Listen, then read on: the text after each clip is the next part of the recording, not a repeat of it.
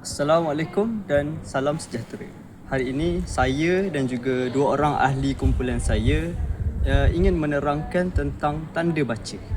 Jadi pertama sekali, apakah itu tanda baca? Jadi secara umumnya, tanda baca ini ialah simbol yang digunakan di dalam penulisan untuk kita memastikan suatu ayat itu dapat difahami dengan baik, intonasinya, nadanya dan jedanya. Okey. Jadi saya selaku ahli pertama akan menerangkan beberapa tanda baca. Yang pertama ialah tanda baca noktah. Jadi noktah ini kita biasanya akan diletakkan di hujung ayat. Sebagai contoh, saya merupakan pelajar IPJ. Noktah. Tanda noktah ini menggambarkan pengakhiran ayat. Jadi itulah tanda noktah. Yang kedua pula ialah tanda koma. Tanda koma ini merupakan jeda, iaitu kita berhenti seketika. Sebagai contoh, ayatnya yang saya akan berikan ialah mari kita makan Ali. Itu kalau tiada tanda koma. Kalau ada tanda koma, mari kita makan, koma, Ali. Jadi dia ada jeda di situ. So, jadi kalau tiada koma, dia akan maksud ayat itu akan jadi lain. Boleh disalah tafsir. Contohnya, mari kita makan Ali. Ibarat kita nak makan Ali. Tapi kalau ada tanda koma, kita mengajak Ali untuk makan. Mari kita makan Ali. Jadi itu sahaja daripada saya. Saya akan serahkan kepada rakan saya seterusnya. Baiklah, terima kasih kepada saudara Raja. Seterusnya saya akan membentang mengenai tanda baca lanjutan. Baiklah, yang pertama iaitu titik bertindih. Fungsi titik bertindih ialah digunakan sebelum senarai atau penerangan. Contohnya saya membawa 3 barang. 3 barang tu tak titik bertindih. Lepas tu kita letak bahan tersebut. Sebagai contohnya buku, pensel dan pemadam. Seterusnya ialah titik koma.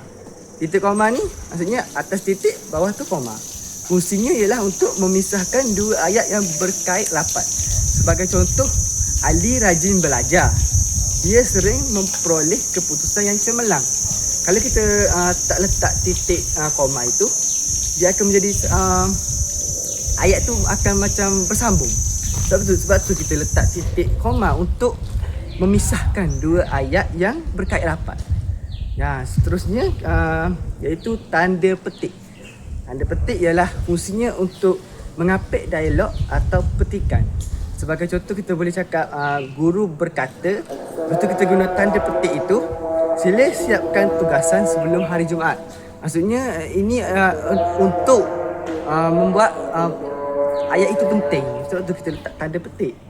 Jadi yang seterusnya ialah tanda kurung. Tanda kurung ni fungsinya ialah untuk memberikan maklumat tambahan. Sebagai contoh kita guna perkataan UMK. UMK ni kan singkatan bagi Universiti Kebangsaan Malaysia. Jadi kita letak UMK, lepas tu kita guna tanda kurung itu, kita letak Universiti Kebangsaan Malaysia, lepas tu kita tutup kurungan itu. Ini adalah untuk menambahkan maklumat tambahan. Yang terakhir iaitu sempang. Sempang fungsinya ialah untuk digunakan dalam kata ganda. Sebagai contoh kanak-kanak, rumah-rumah dan lain-lain.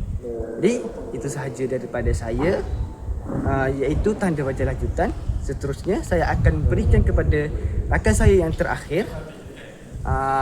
Terima kasih. Seterusnya saya akan membentangkan berkaitan kesalahan penggunaan kesan dan penutup. Di sini saya akan memberitahu satu kesalahan yang sering berlaku dalam masyarakat seharian, iaitu ayatnya adalah awak sudah siap. Maknanya dekat sini kalau kita nak ingin menanyakan sesuatu, mestilah kita menggunakan tanda soal. Jadi ayat tersebut haruslah awak sudah siap dengan adanya tanda soal di belakang. Seterusnya adalah mengucapkan ucapan tahniah. Contohnya tahniah. Nah, nampak di situ tidak ada melibatkan perasaan atau emosi. Sepatutnya tahniah dengan menggunakan tanda seru di belakang. Okey, yang di samping itu juga kita ada juga satu lagi contoh. Saya ada lagi satu contoh untuk dibentangkan di sini, iaitu saya membeli apple, oren, mangga. Jadi di situ menjadikan satu ayat tanpa memisahkan. Sepatutnya kita menggunakan tanda koma. Saya membeli apple, oren dan mangga. Kesan yang tidak menggunakan tanda baca iaitu mengubah ayat, mengubah maksud ayat, menyebabkan berlakunya salah faham. Salah faham pembaca dalam mentafsir ayat dengan maksud yang berbeza. Yang kedua, menjadikan penulisan tidak kemas, terutamanya dalam surat rasmi, laporan dan tugasan akademik. Yang seterusnya adalah menjejaskan komunikasi. Maklumat tidak dapat disampaikan dengan tepat.